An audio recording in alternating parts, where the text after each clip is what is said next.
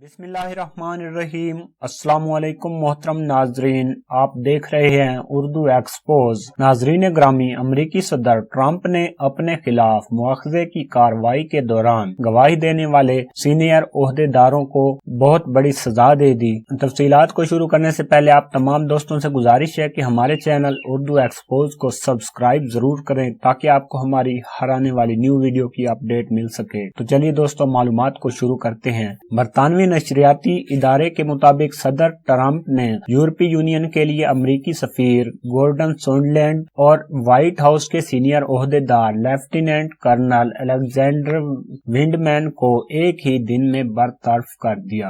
बरतरफ अमरीकी सफीर का कहना था कि इन्हें हिदायत दी गई कि सदर ट्रंप इनकी फौरी तौर पर वापसी का इरादा रखते हैं।